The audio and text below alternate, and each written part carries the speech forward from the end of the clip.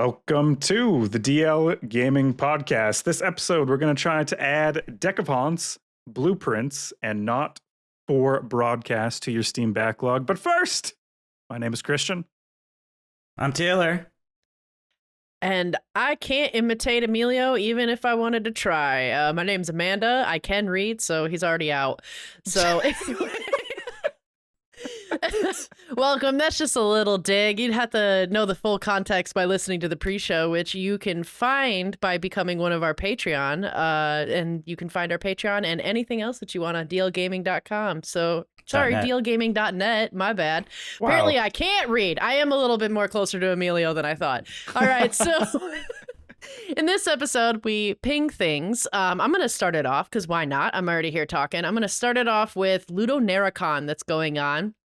If you're listening to this, I'm sorry. It's already too late. It's gone. But what's not gone is the fact that they're doing a huge story-rich mega bundle until the 8th of May, where you can get 10 really cool narrative story-based games for one price of $21.58. Some of these games are worth it. One of the games on this bundle, Taylor's going to talk about. But there's, just to note, some of the stories that are on this are things like Citizen Sleeper and Norco, which is an amazing game, and Sable, which I played and also is a beautiful and incredible game. And not for broadcast, but it is on our broadcast, and we'll talk about it later. But yeah, Ludo narrative story. Well, wow. LudoNarraCon is going on right now in Steam and was going on from May 1st to May 5th. So I feel like we have to slow the show down a bit. That's a lot of energy to start. A plug right from the hip. A plug right from the hip. Surprise up, bitch. Okay, I've got the Force in me, man. May the Force be with you. It's Star Wars Day. May the Force be with you. Yes. We do have to acknowledge we're recording this and we didn't prepare anything special for Star Wars, so maybe the Force isn't with us. It's out of balance. There's been a great disruption in the Force. Yeah. All right, Taylor, what do you got?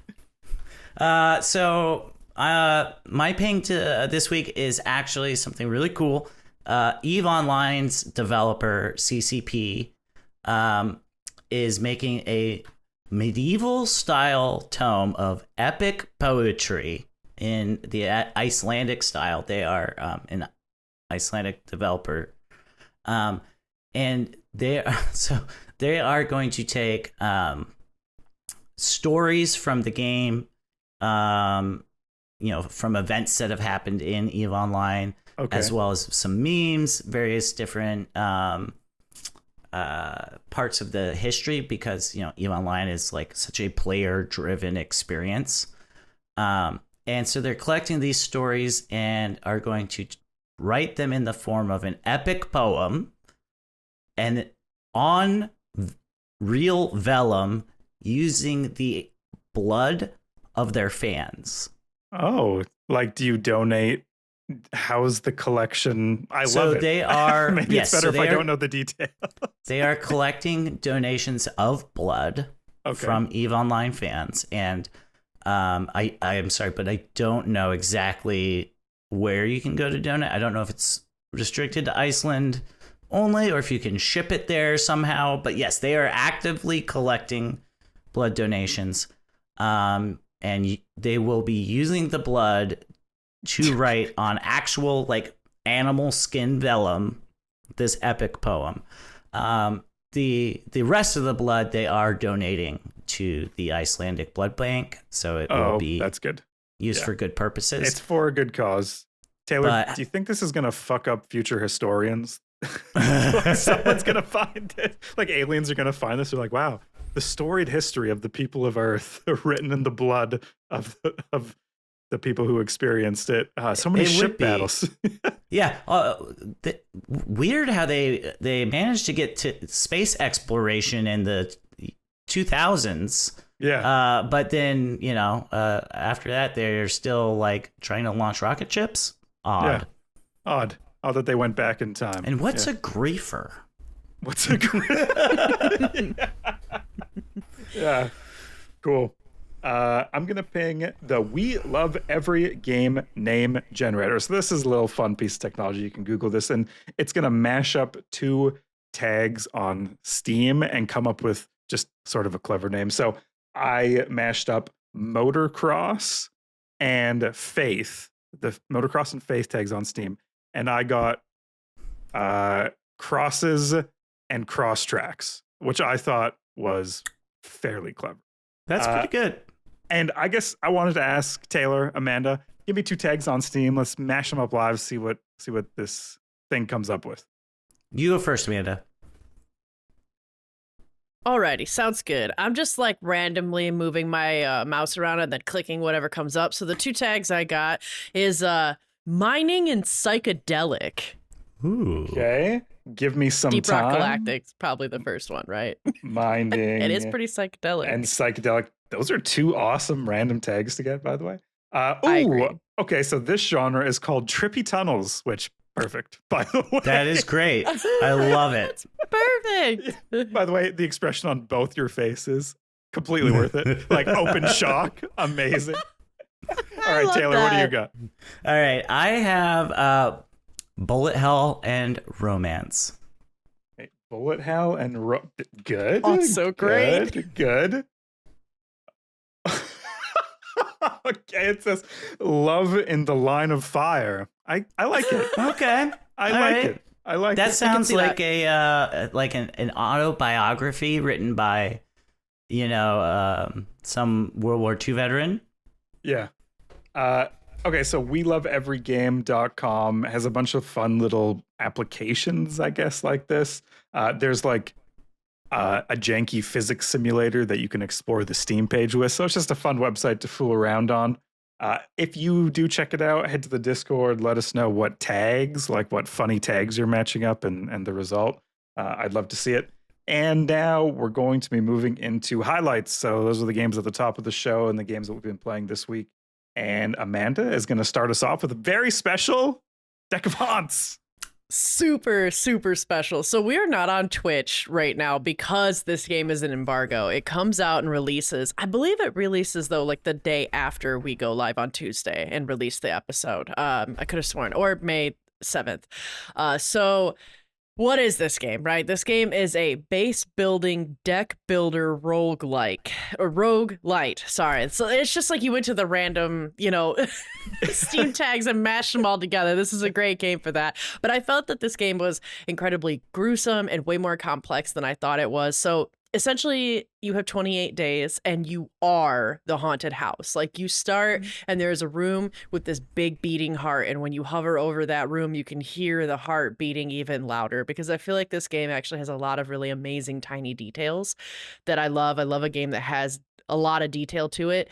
And it's a top-down perspective. During the day, you build out the house, you redesign it, you're trying to create this labyrinth, this maze, and lure people in. So then you can either steal their sanity and their soul or just straight up kill them.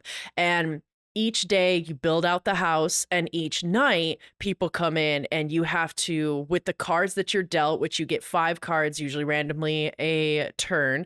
Although there are cards that you can upgrade to give yourself more cards. There's rooms that you can upgrade where you have more health or you have more cards, or you can store a card to go to the next playthrough. So it's done really well in its complexity, and each person that comes in, some of them have special perks as well. Like there was one night where, which they do this thing too, which is really cute after like a few days. Like I think the first time it happens is like day 10 or something like that, where the very first instant that happens is all these cops get called because people keep disappearing in the house. So then one night all these cops all these cops come in, and like some of them have pistols, and the pistols allow them to shoot locked doors. So one of the cards that you can play like binds the room that you select and just does like 2 damage to all the humans in it, but they can't get out. But if there's a cop in that room, he'll straight up shoot the door, and then people will walk through.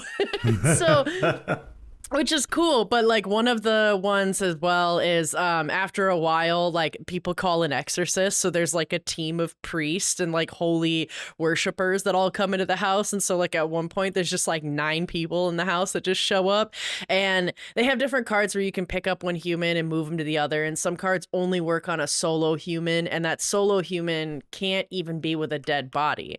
But if a human finds a dead body or they find your heart room, then they run and you have a certain amount of turns to kill them or trap them before they're gone. And that affects your points at the end of each day. And those points that you get feed into what rooms you can build and how much you can do or how many cards that you can upgrade and change. And so this game is like done really, really well. I mean, it feels really great. It's very fluid in the way that like it works. Everything just feels so seamless, especially given that this game isn't out yet, but it's very close to launch and it's very much a finished game. I found it to be really unique because, guys, I gotta be real. Like I honestly, truly, I wouldn't say hate, but it's strongly dislike.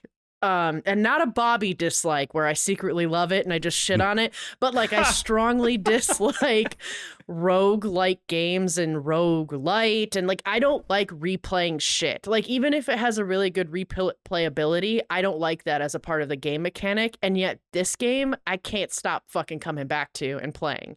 So I feel like they've got me hooked. The haunted house has got me wanting to make more decks and keeps compelling me to enter and play like the same people I keep compelling to enter so I can kill them. It's the Sims conundrum, the famous Sims. Yeah. The Sims. Are you controlling them or are they controlling you? They're at their computer being like, I have my sim at their computer simming me. I've completed it.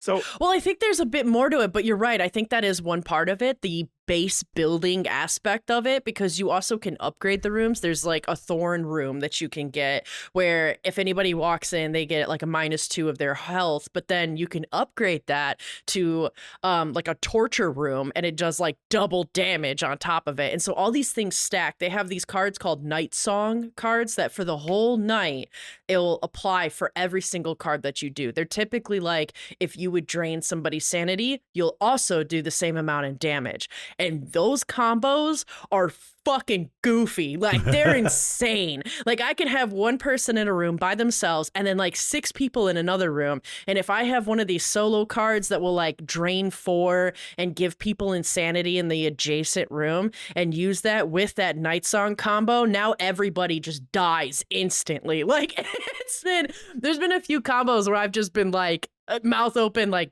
damn, I just took everyone out. Like, it's awesome. I have a couple questions, by the way. Yeah. Just before we get, how are you attracting people to this house? You said I was wondering the same. Yeah, like, are you making your doorway? Because typically, I mean, haunted houses instantly spooky. I don't want to go in any. Whenever I see a haunted house at like a carnival or a place where you pay for them, I'm like, why would I pay?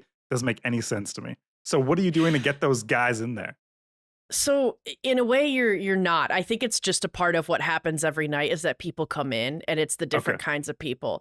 I think it's what it's more like is it's kind of playing on this. It reminds me of some of like the horror movies I watched growing up where like everybody, like the house on Amityville Horror or whatever, Halloween Town, like there's a house that has a reputation in the neighborhood as being haunted and scary. And usually kids or people like break into it because they're not scared. It's the test of courage. And so they come in every time, but some nights it's like a few people. They've also added some really cute, like, I think just little details and like Easter eggs. Like I remember one person came in and they were like an investigator type, because the thing is that some of the rooms that you put in there do these things routinely. Like they'll create tension, which means that your draining capabilities are amplified, or your like attacking pain capabilities are amplified, and they can be basically removed if there's somebody who investigates it, right? And so one night an investigator person came in and they were like, what should I say, totally zoinks or something, is like literally what they said as they walked in. And I was just I was like, this little detail is so cute and funny.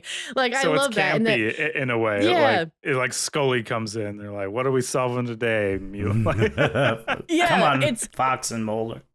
Yeah, it's got like a little layer of camp with being such like a dark and gruesome theme. But like also too, I think they play on like telling the story without fully telling you it in a way, right? Like, yeah, you're a haunted mansion trying to kill or suck up the insanity of anybody that walks in. But they also, like I was saying before, with the cops and things like that, because some of the nights when you complete a round and it goes into day, a like newspaper will show where there's like a little bit of story telling you of like what's going on around the house house, or they'll be like, people have gone missing at this house. And then the next night there's like 4 or 5. They're not said to be teenagers, but you get the feeling that they're teenagers, because when they walk in, one will be like, oh, don't be such a chicken, and the other one will be like, Right. yeah, I can do this, there's nothing scary about this. And then that's when it's kind of like it's a test of courage, and then one of the nights there's a a newspaper article that's just like, local priests and nuns and monastery people have been called in to perform an exorcist and investigate what's going on in this house. And so it has a way of still telling you at all? Oh, yeah. Yeah, so do the if they make exorcist, it, is that a danger? You're like, oh, fuck, the cardinal is in town and he's The cardinal. he's got the extra special holy water. Actually, to me, so you have 28 days to survive, I think, to win. I haven't won yet because I always get to like day 23 and then I get nuked by the religious ones, because one of the things that they can have, I feel like a lot of these special abilities might be a tad random. Like the cops aren't as random. If anybody has a pistol, they can shoot open a locked door. And so one of the cops is always going to have that kind of trait. Same with the priests. Like a lot of the priests can't take any damage or any drain if they're with other people. So you really want to try to separate them.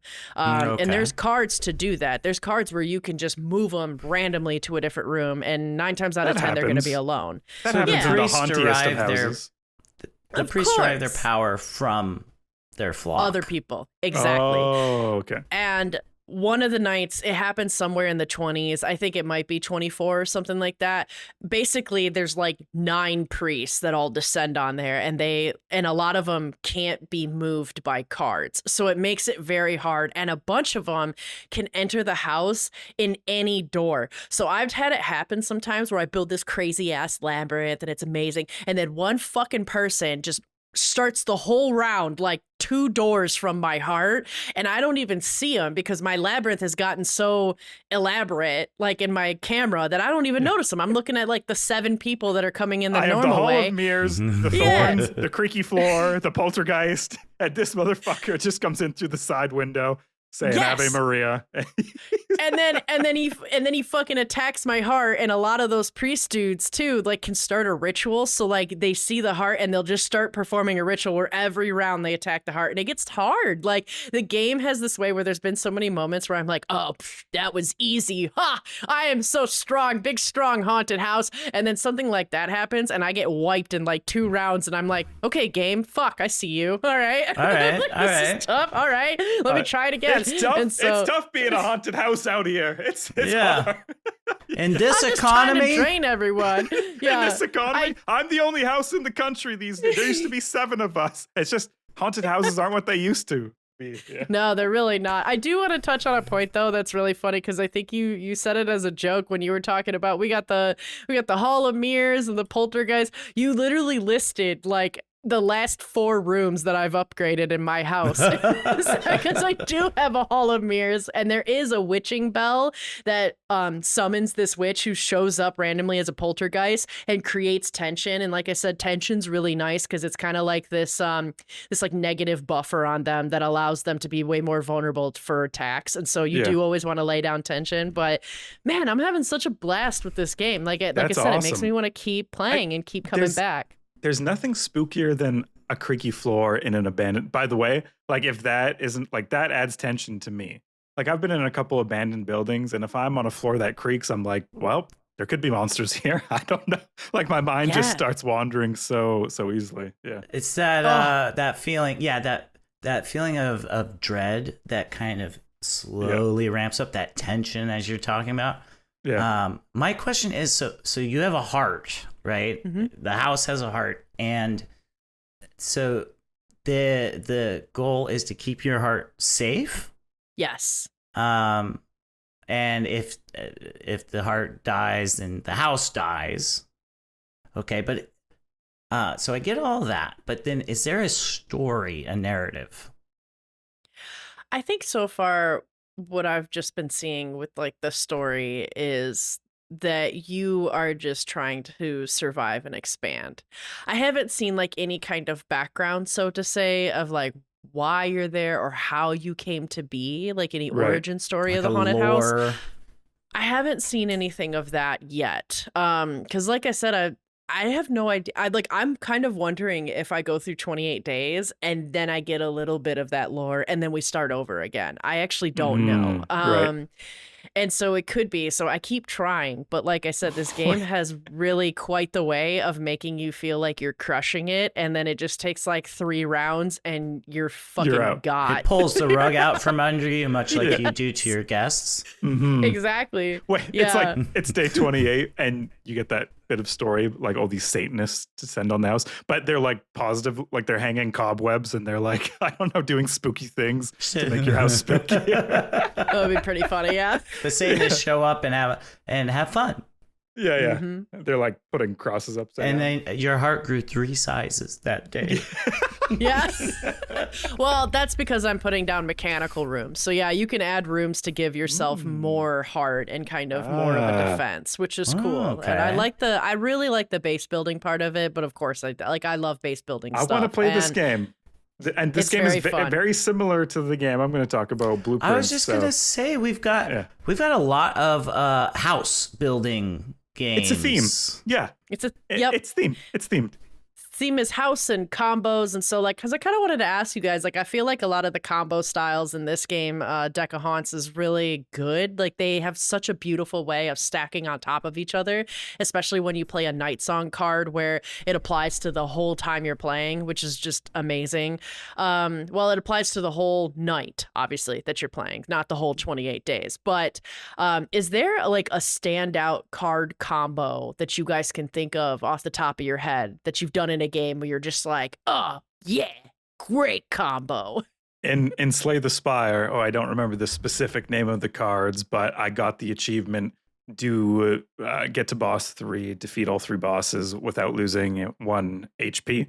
And I did that because I was playing the poison character, and I got a poison stacking crazy fucking thing where I do like 7 attacks, then I get 7 dots of poison damage, clear that room, move on to the next. And I got rid of all my cards except for like the core, I don't know, like 6 or 7 that I needed to pull off that combo. And you get extra cards that are like, take an extra action this turn. And so I would just use that action to put another poison dot on. Anyways, it was ridiculous and stupid and broken. And that's like literally the only one that comes to mind. You know, Slay the Spire was what came to mind for me as well. And the same character, but not poison. The Fan of Blades, where there's that 0 cost card that gives you 3 more 0 cost blades. Yeah. And I got this combo where I could shoot off like 20 blades a turn. Yeah. So it's just constant like hitting them for like, it was only, it only does like 1 damage per blade, but I got to the point where it was almost an infinite combo of these blades. So yeah, that was Slay the Spire. Also has a heart that you have to get to. Interesting. There's something here. Now I think about it. Interesting. But not as interesting as what Taylor's going to talk about. I can't see this on TV. Yeah, much like our episode, this game is not for broadcast. And it's not a brand new game. It's been out for a while. And like Amanda mentioned, it is featured in LudoNarraCon. It is such a intriguing game.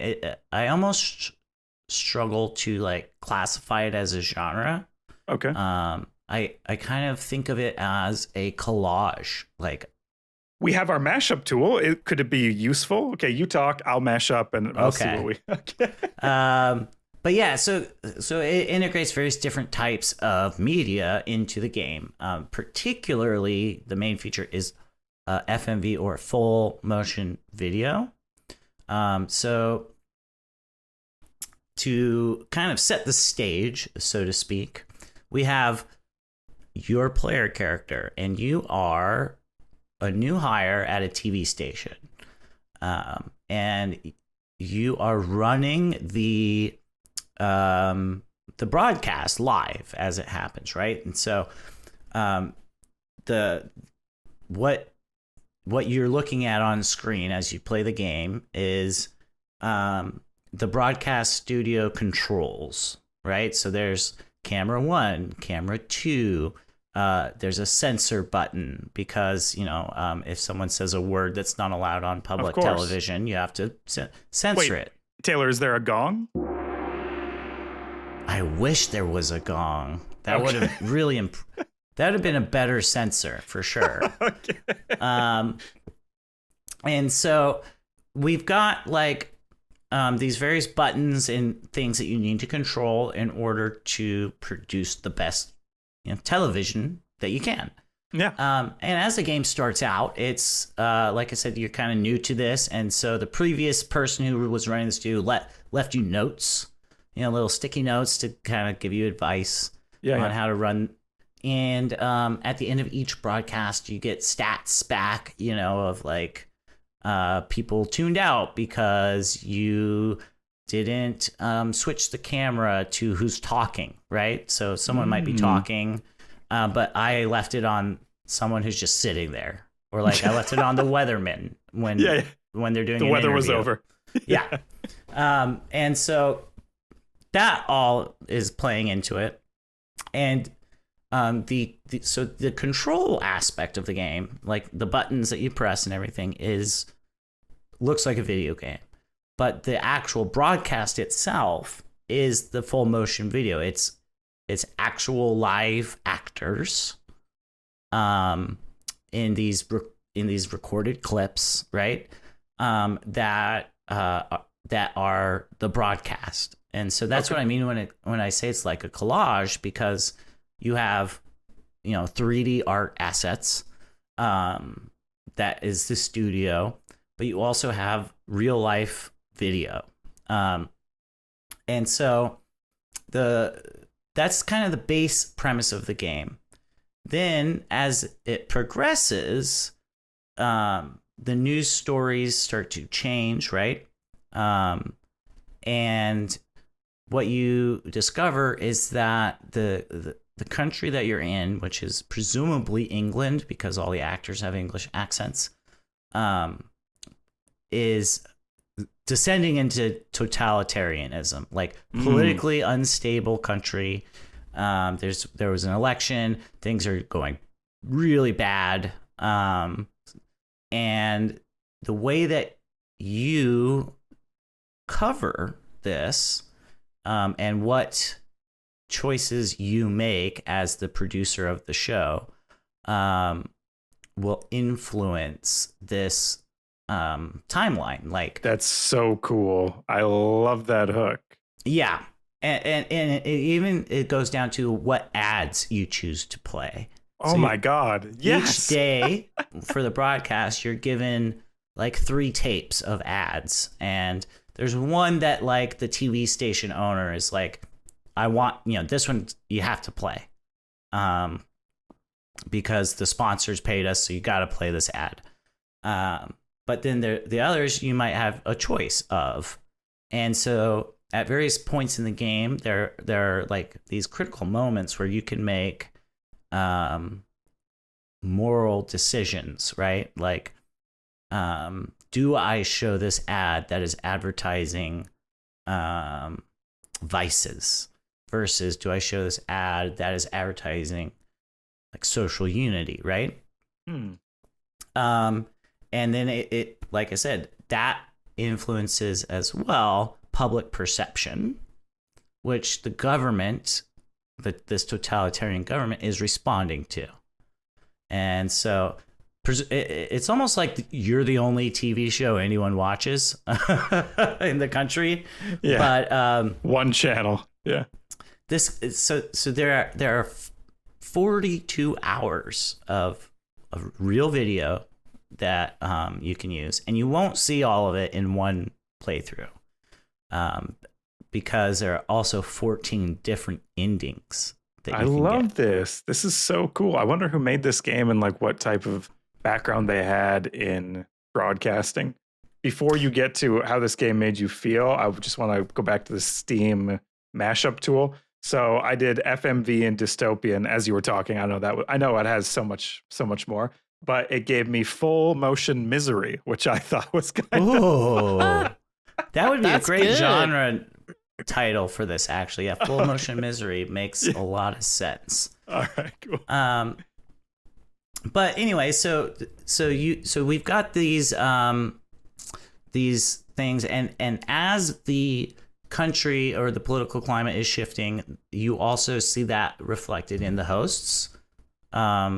So like, you know, the news anchor starts drinking or starts swearing regularly and is falling apart, you know. Yeah. His life is obviously falling apart. And depending on the decisions you make, that changes, right? But behind all of this is you got to keep your job, because at home, you need to make this money to care for your sick grandmother. Are you going to take the Vice money so that grandma Right. can have 24 hours on life support or something? Exactly. So you're faced with this decision of like, I could get fired if I just don't execute the broadcast well. Yeah. But two, if I make moral decisions that could end my career, and now my grandmother's going to die. Right. And so you're faced with a lot of these moral quandaries, moral choices, which I thought was really interesting. And in terms of like how it made me feel, I was stressed most of the time playing this game. Like you were running a live broadcast sounds stressful. It's very stressful. Yeah, there's so much to keep track of and do all at once. You know, make sure the audio is working. Much like a producer of a podcast when we're live, except way more. Yeah.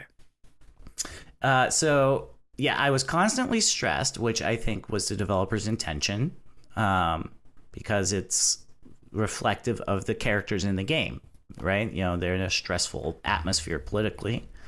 But along with the stress, there were moments of levity. It's dark, dry humor, but there were laughs to be found amidst the chaos. I would also say, you know, it feels really prescient for a game that came out a number of years ago. 2022, baby. Yeah, 2022. So, you know, 3 years ago now. But without diving into politics, I think everyone can agree that we're in a period of flux,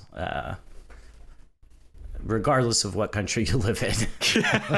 So in that regard, it was really interesting to me. And it also inspired me to examine my media consumption. Yeah. And also to consider the impact that I personally can have. Because these days, everyone is media. You know, we have social media. People can get an audience of tens or hundreds of thousands of people on things like Instagram. And then additionally, you think about the fact that what you at home are listening to right now is media, right? Like, we're a podcast. Hello, we are media. I'm reaching through the earbuds. Exactly. Into your brain. Be careful. Be careful. I've been pressing the censorship button a lot this episode so far, so there's a lot of things you haven't heard. Patron only. Perfect. But I don't know how to stop the gong, by the way. I used to know how to stop it. He decided to keep that one in here. That's because he's controlling it, you know? But to kind of wrap up, I would say there are a couple aspects of the game I found disappointing. It kind of goes a little too far into surreal or goofiness at times. Okay. You're faced with one of your persistent annoyances is a teddy bear that is like a robotic teddy bear that keeps harassing you. And at one point in the game, you have to fight off like an army of hundreds of these things as they climb up the broadcast, the actual like radio tower. You have to like zap them off the radio tower so the broadcast doesn't go down. And that was a bridge too far for me. Right. You know, for such a grounded game, with using real life actors and real video and like these real political topics. I felt that was a little too much for me personally. So I would say that that's one of my gripes with it. But overall, I would recommend this game. And I think it is worth checking out and playing. It's also the type of game that if you don't want to be stressed playing, watch someone play through it on YouTube. You'll get the story that way, just the same as if you were playing, and it's considerably less stressful. I didn't get all 14 endings myself playing it. I got 2. I did 2 runs. And the rest I watched other people do because I couldn't keep it up. I kept wanting to like light up a cigarette. So, this fucking production life's rough, man. But my kind of question to you guys is, what do you think about? It's twofold. What do you think about these kind of collage type? That this is a term I've just made up, I guess, but like collage media video games, where it's kind of a mishmash of different artistic elements. And the second part of it is, does full motion video still have a place in modern gaming? You know, because like Command and Conquer games used to have those cheesy full motion video sequences. What have we lost? We used to be a society. I could go play Red Alert and I could have a real Admiral or Dune 2000 or whatever those other games, those Westwood titles. A lot of 90s games had it. Even like for kids had full motion video in them. From what I remember in my child brain, I loved them. I would love to go back and just like see a compilation. The collage of media types for her story, I mean, is that a collage or is that just full FMV? I'm not quite sure, but I enjoyed that game. So at least I think Sam Barlow should keep making FMV games. I don't know if they have a place everywhere, but I don't think, like, if I was playing an RTS and there was real video in it, I think I would be like, oh, that's very cool that they decided to go back to that. I don't think I would feel like it's like gimmicky or out of place. So it wouldn't take you out of the game necessarily. No, not at all. I mean, unless it was like horrible acting, but maybe even that's sometimes the pull. Like you can see the tag that they have to keep on because they have to return the suit or whatever on like the general outfit. Yeah.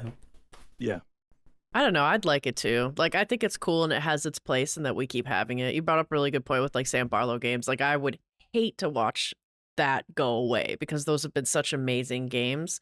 But in terms of like the mixing of media and collage, I think it's super cool. Like I remember when I was watching you play this, Taylor, of the Not For Broadcast, like, I was super thankful to not be playing it because it seemed very stressful. And that is actually probably how I said earlier, I dislike some games like roguelikes, but I hate the games that give me more stress than when I was an expedite for a very busy restaurant. And that's that level of stress that you were dealing with. But watching it, I was like, this game is super unique, really cool. I love that they kind of mash up the different mediums and like use that in a game. So I think it's really awesome. Like I'd love to see more of it, but I'll watch it. I'll probably won't play it. Thanks for bringing this up, Taylor. I missed this one from 2022. It feels like such a cool concept that I had no idea was out there. Yeah, you should check it out or watch me play it sometime so you don't have to deal with the stress. Yeah, I'll be an assistant producer, which means I'll just watch you and do nothing. But anyway, listeners at home would love to hear your opinions on these kind of collage type games as well. Hit us up on the Discord. But Christian, your game this week is interesting. It's, I may be the Duke, but this game is Blueprints. Yes. And I'm going to get this out of the way real quick. I was like, Blueprints. Everyone was talking about it. It was blowing up on social media. Blueprints. And somehow Taylor talked about it on this podcast. Like it was everywhere. I didn't get that it's Blueprints, like blueprints, like the name of the game. Yeah. Didn't pick that up. Like someone told me that. I was like, I've played 4 hours of this game already and somehow completely missed that that's what the title of the game is. Also a little puzzle, which of course is a great appetizer for, one of the best puzzle games I've ever played. So right off the bat, what are you doing here? It's like a point and click mansion building puzzle roguelike. I think it's daring to be something like Maze Runner, that teen movie where every night the maze resets and they have to figure out a way out, crossed with Myst. So the point and click puzzling of Myst. Some physics puzzles, some logic puzzles, some math puzzles, which are popular in the Myst games, plus the roguelite elements of the house is new every day and you draft these buildings, try to get out there. So what are you doing? You're trying to get to the final room to claim your inheritance. Maybe, I don't know. Like I'm pretty sure that's what's going to happen, but I don't exactly know why I have to go in multiple days. I think I'm on day 21 or something right now. If this was real life, spending a whole month going into a mansion that changes every day, I just don't know what's compelling me to do that. I would think I would have given up by now, to be honest, if this is real life me. Luckily, I'm not. That's my swan song, I suppose, for this. It's been a long time since I had to take a game or play a game and take physical notes. Like I have a notepad that's like full of notes that I've been taking for this game. For the listeners at home, Christian is holding up a spiral-bound notebook and flipping through multiple pages of handwritten notes. Yeah. It was like day 10 or something. You get to this room and it's like, hey, just so you know, it might be useful for you to, in real life, that's completely breaking the wall here. In real life, get a notebook and start writing down what you're finding in each of these rooms. And I had gotten that note on one of my first playthroughs, and I was like, I can keep this all upstairs. No worries, guys. Got a pretty big noggin up here. Not gonna, no, dude. Are you fucking kidding me? So every day, puzzles in the rooms change, at least in one important aspect. So every day you really do need to be recording exactly what is happening in each of the rooms you're unlocking as you're going through the house. I'm a bit all over the place here, but basically I was hooked. I was hooked when I started writing down physical notes. I was like, oh shit, yeah, this is tickling my brain real fucking nice. So the puzzles you're solving, you're supposed to get to the end room. That is the meta puzzle of all your efforts. Basically, you're starting at the beginning of the mansion. You're building and drafting these rooms to get to the end. Through that, you're discovering journal entries, computer logs, and random notes, which is building the story elements. And all the story elements so far in my note taking have resulted in me being able to unlock a puzzle that I previously could not. So anything random that you're seeing on the walls, they put that there for a reason. Nothing is randomly placed. This isn't fucking... You can overanalyze every room and be very successful. And if you play this game, I recommend that you do. The colors of those pins on the corkboard are important. I'm just going to throw that out there. Look at that. They're not random. So you're also the second puzzle you're trying to do is managing your resources. So to get to the end of this fucking thing, you need to collect a certain amount of keys and a certain amount of gems and a certain amount of coins, because each of these resources lets you do things that help you get to the end. And you're kind of on these trade-off decisions where it's like, oh shit, should I spend 3 gems now and unlock this really cool room, even though I'm only a quarter way through this mansion? Or should I wait and maybe never get the opportunity to draft that room ever, but I know I'll be closer to the end and I'll have those gems for when I really need them? Because usually the more gems that you spend on a room, the better that room is and the more options it will give you to branch out from that room. Because some of the rooms you draft are just fucking dead ends. You're like, oh, great, I got a closet and a breaker room and a bathroom, and now I can't go anywhere and my day is over and I have to reset all my progress and I didn't really discover anything super meaningful that day. That can definitely happen, and that's really frustrating. So managing your resources is kind of the second puzzle you're doing. The third type of puzzles you're doing are like these in-room puzzles. So like these math puzzles that harken back to Myst, or these physics puzzles where everything you need to complete the puzzle is in this room, and completing it will get you some sort of small reward. So the one you run into at the very beginning is like this dartboard, and there's these different colors on the dartboard, and basically you're doing a math puzzle as it rotates around, and if you successfully do that, you get like a couple keys or a couple coins. Then there are puzzles that affect other rooms that you have or haven't visited yet, and if you complete that puzzle, you'll be like, oh shit, if I power the bottom floor, if I power the foundation elevator from the boiler room, I'll be able to unlock the next part in this huge puzzle. That's really cool. Unfortunately, I put the foundation at the beginning of the house, and I am at the opposite end of the home, and I don't have the resources to get back. I know I'll have to restart, so that's unfortunate. Sometimes that happens. So that's the second kind of puzzle you're doing, puzzles that affect other rooms, and you start to learn where to place the rooms that will be the most synergistic, because I've been burned so many times. I'm like, okay, yeah, I need to place the laboratory really close to the foundation, or else I'm going to have a bad time and have to restart my run. And the third type of puzzle are puzzles that affect future runs. So you can order books from the library, you can discover and take some actions at the security desk, you can buy some items, you can solve puzzles that have no effect on your current run, but will make your next day easier, or will permanently give you boons for the rest of your time playing. So I think that's like, I don't know, 4 or 5 different types of puzzles you're doing in this game, and they all come together beautifully in this point and click puzzle adventure that is, it's the best puzzle game I've ever played. I think I can definitely say that. Wow, that's strong high praise. Words. Yeah. Yes. The best puzzle game you've ever played.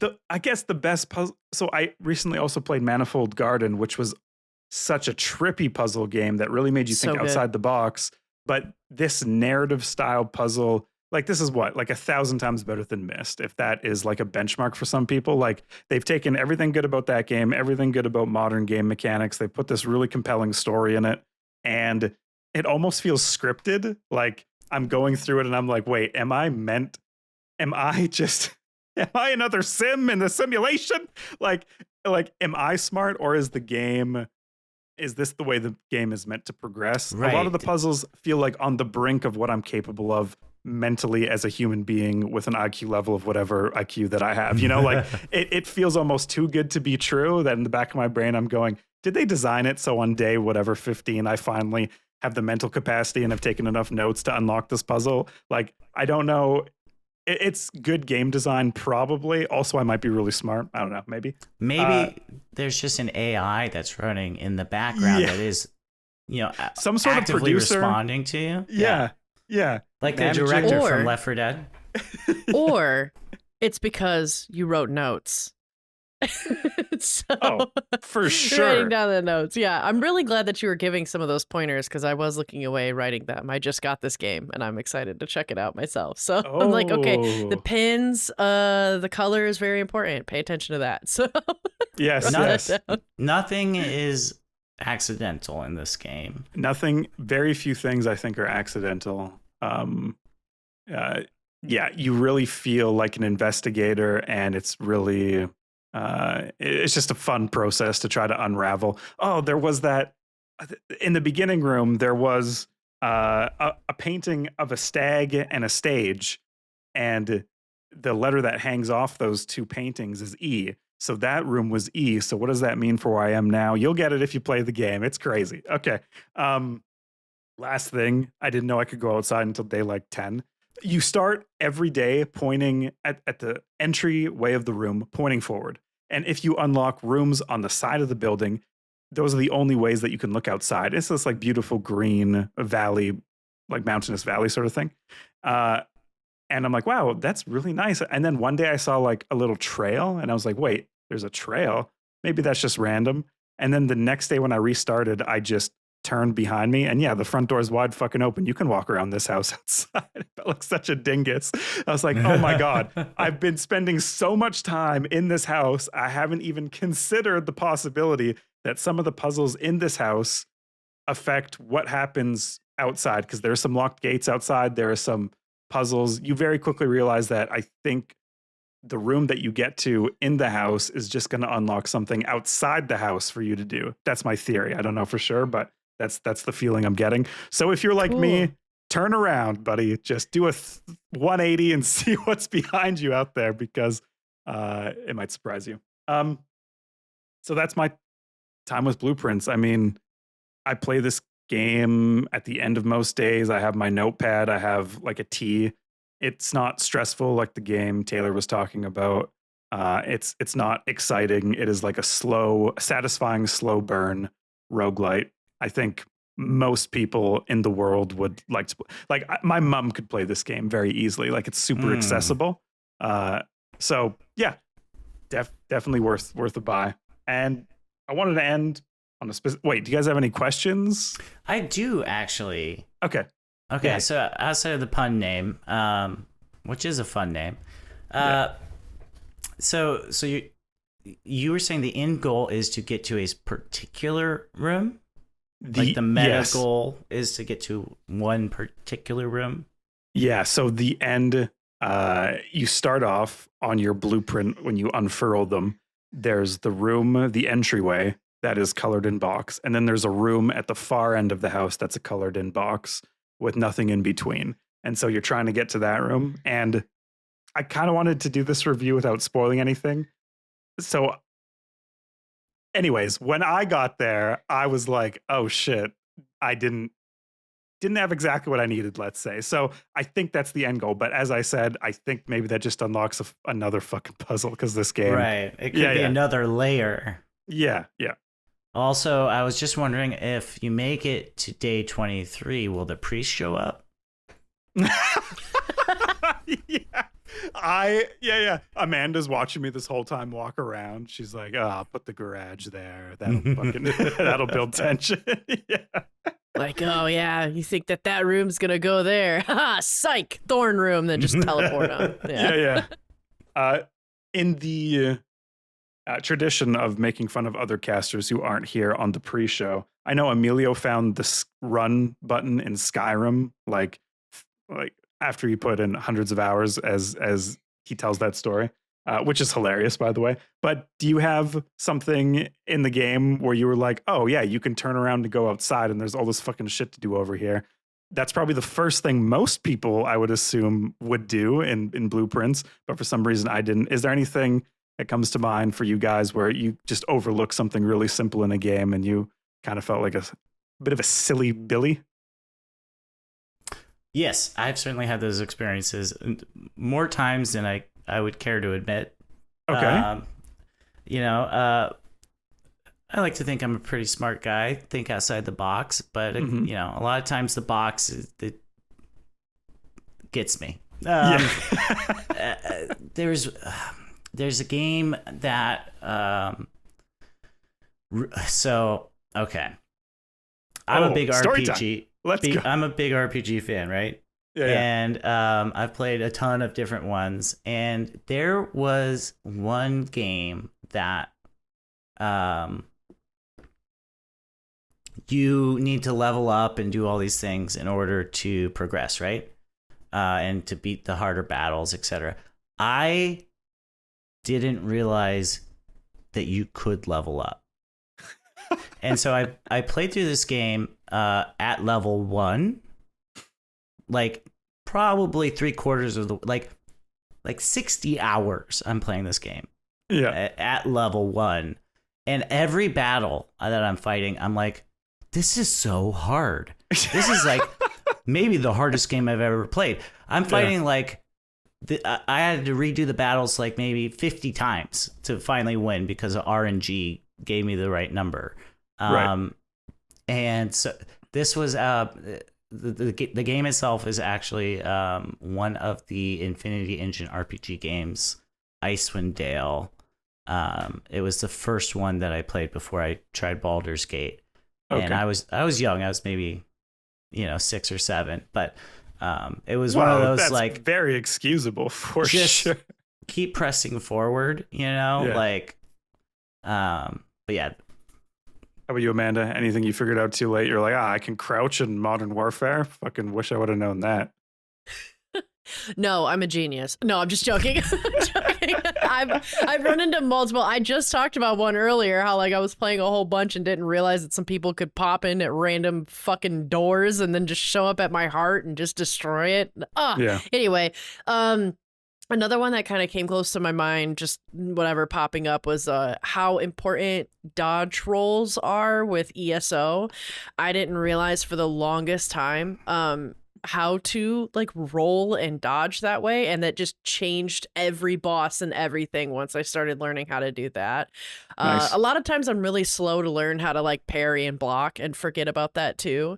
But similar to your story, Taylor, I think when it was Guild Wars 2, I like was not leveling up whatsoever for the longest time and just attacking everything as is. But I got lucky and I was playing with some friends, so it took me even longer to realize that. You were getting carried. Nice. Yeah, and I was like, oh man, okay, this is great. Yeah, we're just changing up the tides, and then finally, like, I realized, like, oh no, I was supposed to be leveling up this whole time.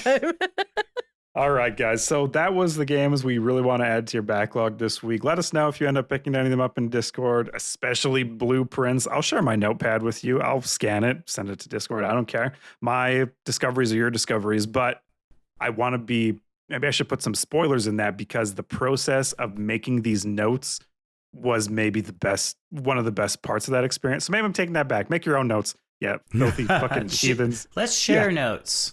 Yeah. Together.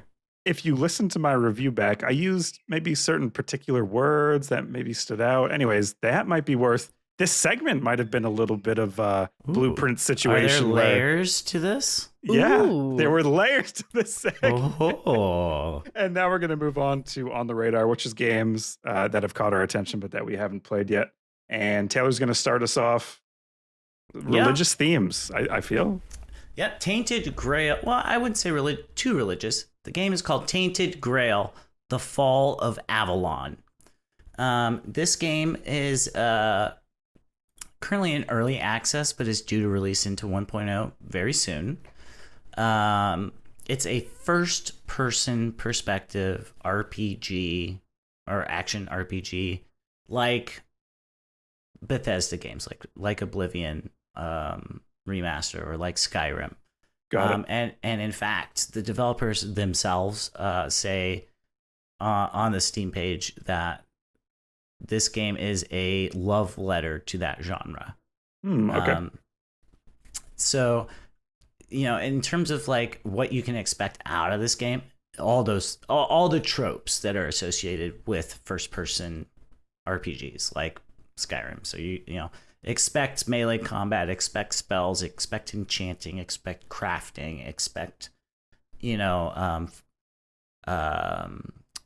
what do you call that type of gameplay that unfolds as you... Emergent, perhaps? Emergent. Yes, expect emergent gameplay, expect physics-based stuff.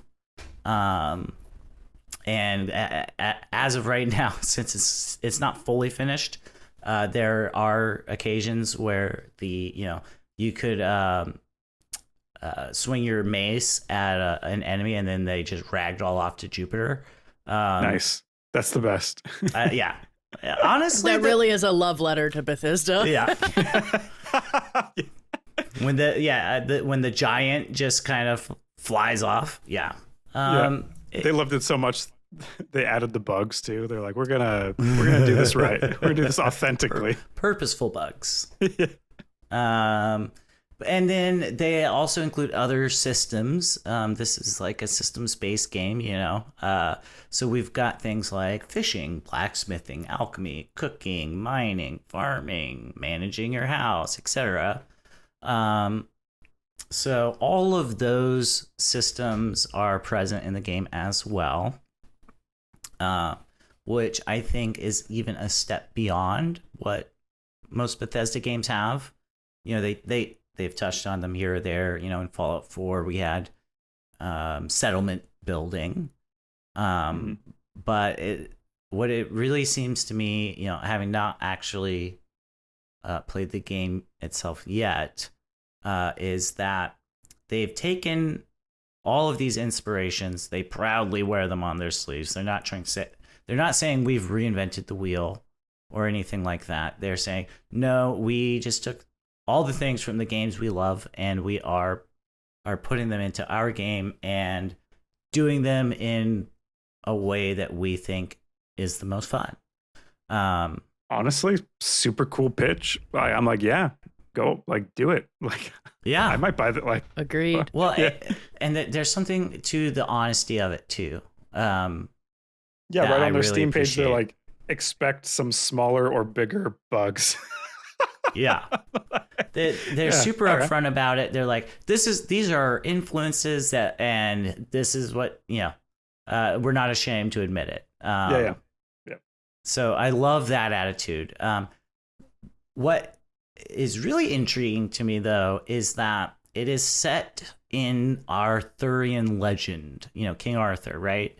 Yeah. So it's not just a generic fantasy world or something like that. It's our world. It's this one, right? It's 600, this world, 700 years ago, 800. I don't know when these legends take place. Somewhere like that. Yeah.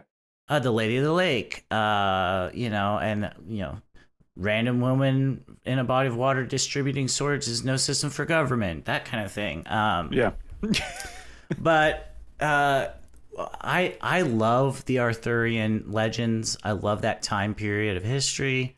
I love the fact that it's debatable if this guy if King Arthur actually existed. Right. What I feel like I've noticed recently is that there aren't a lot of Arthurian, like just straight up and down Arthurian based games these days. Yeah. It almost seems a little like the worlds or stories I'm used to hearing in that area are a bit more shallow. Maybe that's not quite the right word, but they lack some of the depth. Mm-hmm. They haven't been explored properly, perhaps. Yeah, I mean, we have hundreds of years of real life experience to draw on when it comes to King Arthur and that, like, millions of pages of literature has been written about this. Research has been done. So yeah, it's super deep. Bro, Excalibur. That's it. That's the whole story. Yeah. Excalibur, right? The sword and the stone. I feel like it's so much about the sword and the stone. And I think the whole story is that amount of cum that he shot. Yeah.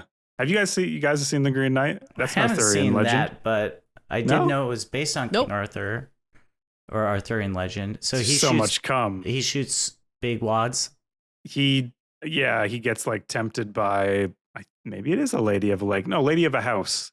Some sort of witchy figure, ethereal creature, and she makes him come on his sash that he then covers in his sword. It's very confusing. I didn't like the movie. Anyways, that's what I know about Arthur. Well, that's a hell of a way to dress Excalibur, dude. Yeah. I mean, or is that in quotations Excalibur? Right. It's just all to come. Yeah, I don't know. I think there's something to be said about it, though. Earnestly, like, jokes aside, that really was a part of a lot of these ancient rituals. So I love that, drawing from history and drawing from real legend. But the other thing that really kind of piqued my interest is that the developer of this game, Quest Lines, have one other game under their belt. It's also called Tainted Grail, with a different subtitle, and that game's a deck building roguelike. So for them to go from deck building roguelike to this massive open world first person Skyrim style RPG is really cool to me. And I'm really fascinated to see what they've put out. But cool. Everyone starts somewhere. Everyone starts on a deck building roguelite these days, maybe. I guess. Yeah.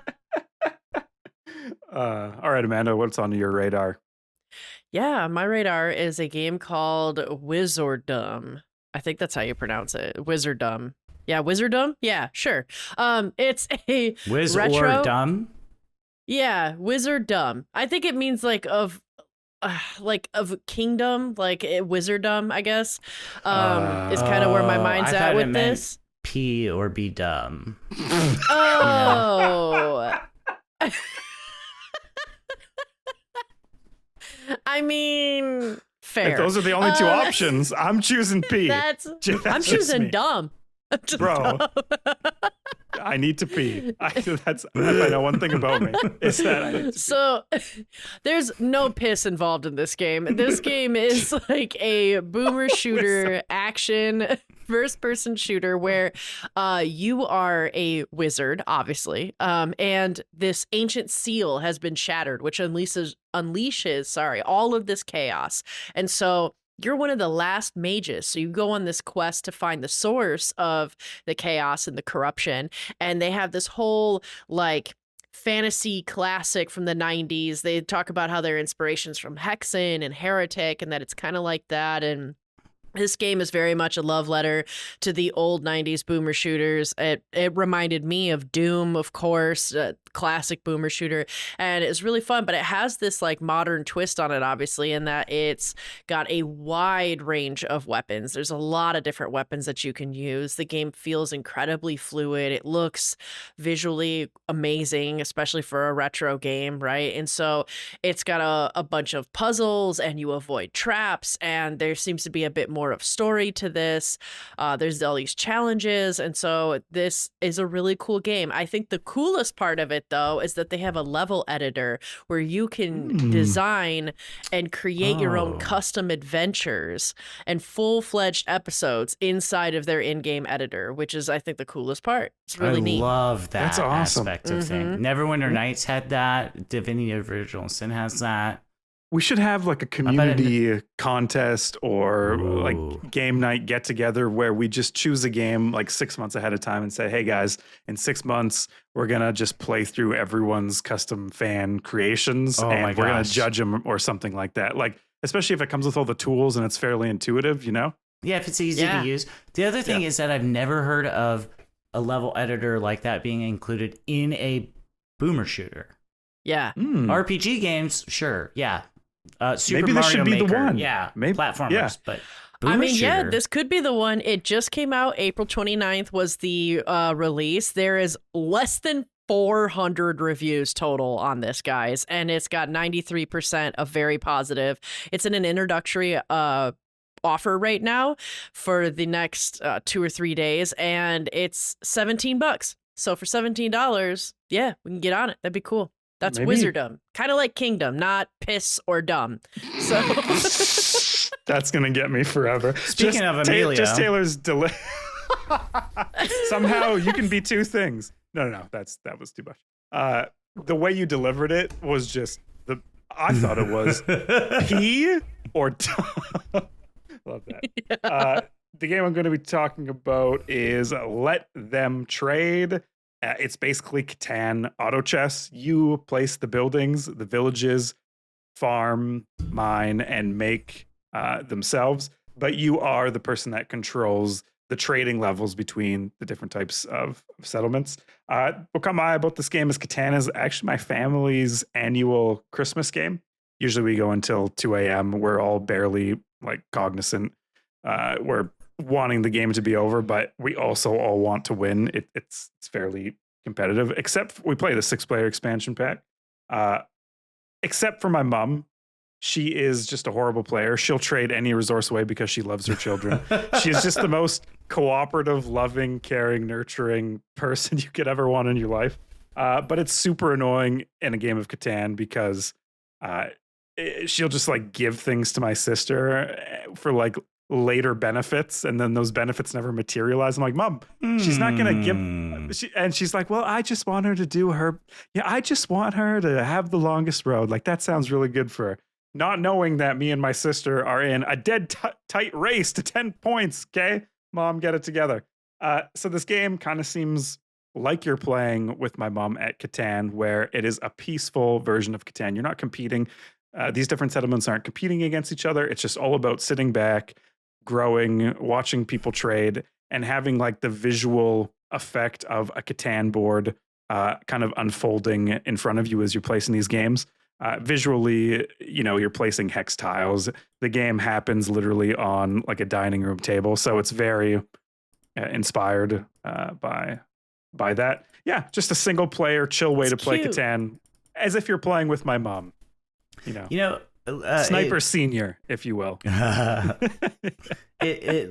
Looking at the pictures, it kind of reminds me of Demeo in a way, where Demeo also is just a table that you happen to be like playing the game on. Yep. Yeah, you get to see the little trading carts go between cities, so it's like an animated Catan too. It's kind of nice. I gotta say that your rivalry with your sister sounds like there's a lot of history there. Who's winning? Probably me, but maybe for not that much longer. This is my littlest sister. She just turned 23 or 24. So I think for a couple years there, a fully matured adult brain, had a pretty undeniable advantage. And in the last couple years, maybe the last 3 or so years, she's given me a run for my money. And yeah, but she gets all those bonuses from my mom, but then sometimes I get them too. Anyways, this was put in the Discord by Bowl of Ramen, so thanks for bringing that up, putting it in our on the radar section, and tagging me specifically and saying, this sounds right up Christian's alley. Well, guess what? You didn't know how every year at Christmas, that's how up this alley this game was. So, moving on. That's so wholesome. It is wholesome. Subs and plugs. Taylor, what's happening? Hey, yeah. So I wanted to bring up that in our Discord, which you can access very easily, go to dlgaming.net. We have a link there. You can search us up on Google. There's a bunch of ways to get to our Discord. But we have opened up a new forum for audience, listener, or fan, whatever you want to call yourselves. Creations. So if you are someone who has made art, songs, you write poetry, I don't know, whatever it is that you make, and you want to share with the world, and in particular us and our community, we have a forum for that now. So like I said last week as well, in terms of we don't, listener questions, we want corrections now too. Now I'm asking for even more. I'm so much. I'm a greedy community manager. Yeah. Yes. So I want your artistic talent, please. Yeah. So yep, we have a forum for that. And if you would do it, it would make me very happy. And then I also just wanted to shout out real quick, Scram from Texas built the Facehugger Lego kit, like the bunny Lego kit that we talked about last week. He built it and posted the picture in the Discord. So it's awesome. It was so cool. So this is crazy. I saw this at Calgary Expo. I snapped a picture. I put it in the Discord. Emilio found the Lego kit that was. He talked about it on the episode, and now Scram has actually purchased that Lego kit and built the Facehugger. You can't write, a narrative. It's awesome. Thank you for beautiful. It's layers. Layers. Truthbringer, wherever you're at, bringing your truth to our Patreon page. You're our first executive producer, dude. Do we ring the gong for that? Maybe I should come up with others. Hell yeah. Honorary gong. Welcome, Truthbringer, executive producer. You get a pink. We're very clear, by the way, in Patreon. There's support the show. There's support the show plus, which gets you plus some stuff. Then there's executive producer, which is even more money. It gets you nothing except a bright pink name in Discord. We say it looks great on your resume. Bright pink name in Discord. That's the only thing you get. So this person supports us at this level, but doesn't have their Discord connected to their Patreon. So they're not even getting the bright pink name. They're just at the highest level of support. So I think we all owe you from the bottom of our hearts just a big old thank you. Yeah, my heart goes out to you, Truthbringer. Many thanks. May the force be with you. May the force be Yes. with you. Yes. And if you can get through the labyrinth to find my heart room, my heart also goes out to you. So thank you. Yeah. Thank you very much. Watch out for those squeaky floors. All right, listener Yeah. questions and corrections. Oh, Got a hold up. Oh, sorry. I just wanted to remind you that I know having a new executive producer is very exciting, but we still have a Support the Show Plus member. We do. And I would shout him out where I have him in the show notes at the next episode, brought to you by, but we can shout him out now. John Vogel, thank you for supporting the show to your level as well. Not as much as Truthbringer, just to be clear, but you're important too. Thank you, John. Every Thank you, John. episode.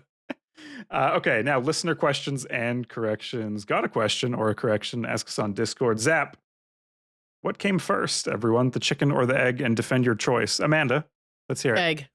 Egg, for sure. Okay. I think the egg is the start of it. Even if the egg isn't fertilized, like it starts it.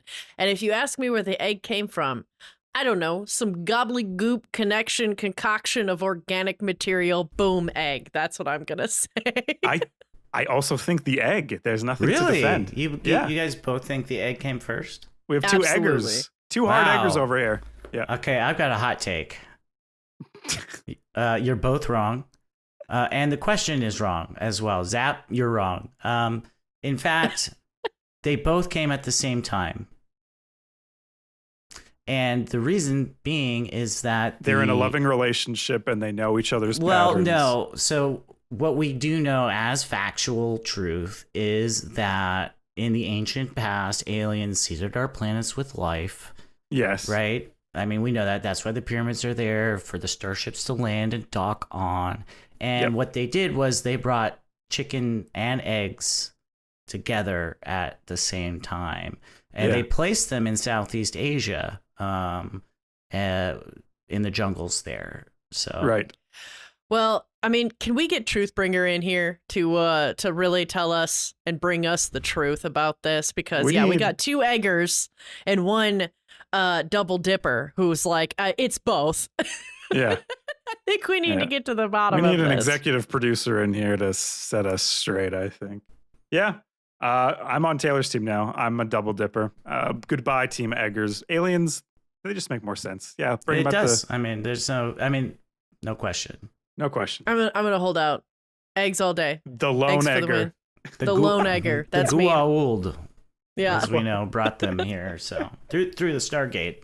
Okay, Zap also asks, Microsoft announced this week they'll be raising game prices to $80 by the holiday season and also increasing their hardware prices. Do you think Game Pass prices will increase? Do you think AAA publishers and hardware companies are starting to price themselves out of the industry? Yeah, I don't know for sure. I think when you can get an indie game on Steam for $19, that looks pretty good. Maybe there is an argument to be made that the prices are getting pretty steep. Not to say that the effort that the people that are putting into making these games, not to say that they're not worth that price, but just the landscape of where the prices of everything we can purchase are at. Maybe this is getting a little pricey. Yeah. I definitely agree with that. I think, first off, I think that I wouldn't be surprised if Game Pass goes up a little bit, or they come out with Game Pass Plus, where for Game Pass Plus, you don't get ads in the middle of your games or some shit like that. You know what I mean? But I they can already see them have doing Game it. Plus Ultimate, so it'd have to be Game Plus Platinum Diamond. It has to be Game Pass Platinum Diamond. You know Yeah. what? You're right. Absolutely. It's got to be that. So The I only can thing you see get that. is a pink name on Xbox Live. Fucking perfect. Nailed it. But I do also believe that a lot of AAA games, in a way, are kind of pricing themselves out of the industry. Just like you said, I mean, it's like, it's not that they don't deserve the money, because they do. But at the end of the day, when the price is that high and a lot of people can get some really good bangers, like how Stardew Valley blew up, and like right now with Schedule 1, like those are drastically cheaper and tons of people are having so much fun with them and so like sustained in their entertainment with that I just kind of think that it's really hard to compete with justifying paying 4 times that amount. I have another For another hot game. take. Whoa. You're both wrong. Okay. I expected that. Yeah. Well, consider this. Games, in the early 2000s, like Nintendo 64 games, early PC games. I have on my bookshelf behind me a copy of Mech Warrior 4 Vengeance in the bookshelf style box. Those games, adjusted for inflation, like a $50 game back then is worth, like over $100 today. So, one, I don't think it's terribly unreasonable for these really massive AAA games to increase their prices. I'm not defending corporate greed. I want to be clear. But as Christian said, people deserve to get paid for their work. And the budgets of these games, the scope and scale of them has expanded to such a large degree. We're no longer in the era of like 6 people making Mario or whatever. We have hundreds and hundreds of people working on these games. The other thing is, do I think Game Pass prices will rise? Of course. I think part of the reason Microsoft has announced they're raising their game prices to $80 by the holiday season is to push for more Game Pass subscriptions. Classic technique. I mean, Netflix did this, right? Everyone, you make a service that's too good to be true, and you get everyone to subscribe to it.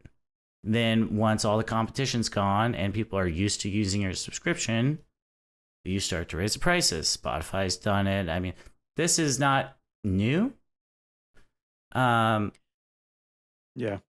as Netflix far as pricing themselves, Tall Girl on, which was the worst show I ever watched. Did you watch Tall Girl 2?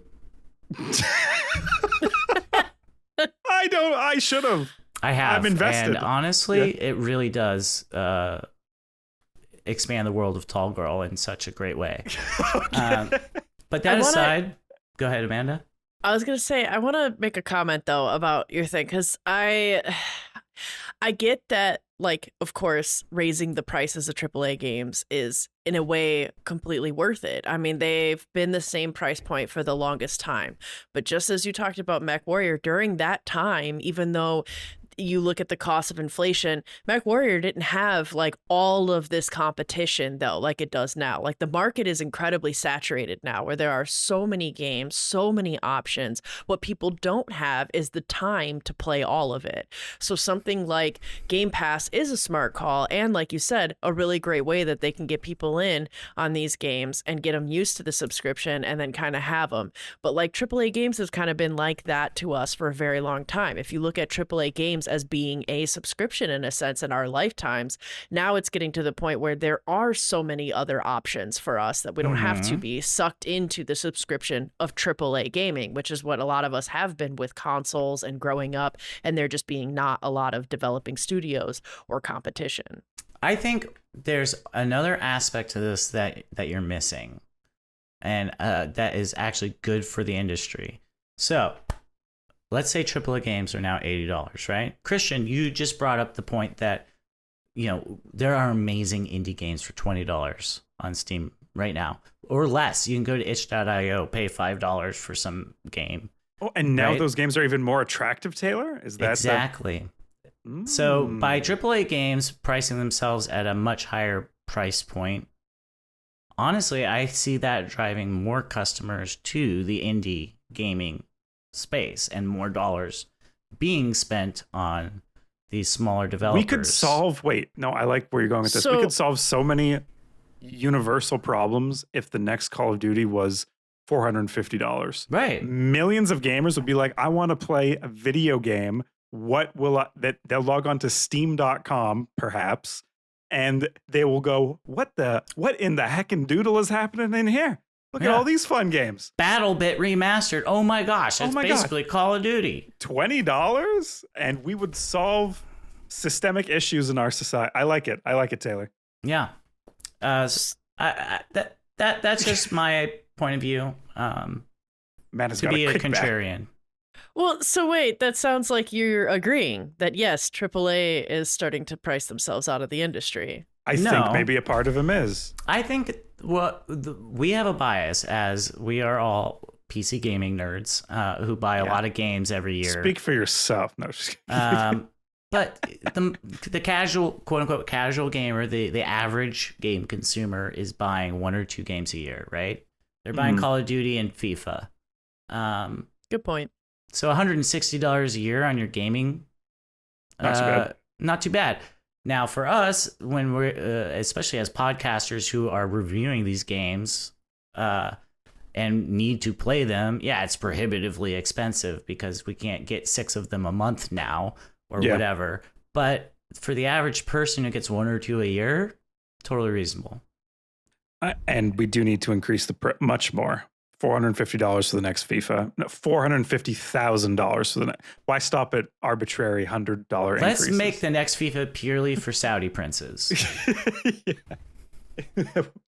It'll be a physical copy, just gems and gold and yeah. Okay, anyways, I think we're beating this to a dead. I don't even know how to talk. Next episode, what are we all playing? I'm going to play Drop Duchy, which is a game I played during Next Fest. That's the city builder Tetris mashup. What a great mixture of genres. I'm going to put that into the genre mashup thing right now, actually, and see what comes out. And that releases on Monday, so I'm super excited about that. How about you guys? I'll be playing more Clair Obscur Expedition 33, same as last week. I didn't cover it as a highlight this week because I'm just not far enough into it, but I am loving this game. If it's not on your backlog, it should be. Nice. Yeah, and I would like to actually also check out Clair Obscur Expedition 33. I'm not so much into JRPGs, but I don't know. Taylor has convinced me, and also additionally too, I've been looking at a lot of the story, and it just looks so cool. And I'll probably play more of Deck of Haunts because I have to get to day 28 and finish out the night and survive all those damn nuns or whatever Mason priests that keep coming and trying to kill my heart. Now I have to beat them. So definitely playing both. I would love it if just you hit day 28 and then just like the movie series, it's now 28 weeks and then 28 years.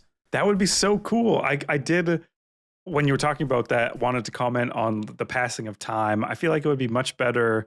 Like all these people are dying so quickly to each other. It would be cool if it was like decades. Then the kids came back after their parents told them never go in the house. Right? My best friend died. Yeah. Your grandfather died in this house. Exactly. By the way, tag it mashup. could be. Calling the city builder Tetris Gravity and Growth. I think that's pretty good. This tag mashup thing. I think I like get this. A lot of play. Yeah. It's pretty cool. Okay, Taylor, do you want to sign us out of the show? Yeah. Well, speaking for myself, Christian, Amanda, and Amanda. Tongue twister there. We're gonna go ahead and say mansion titties. Bye. I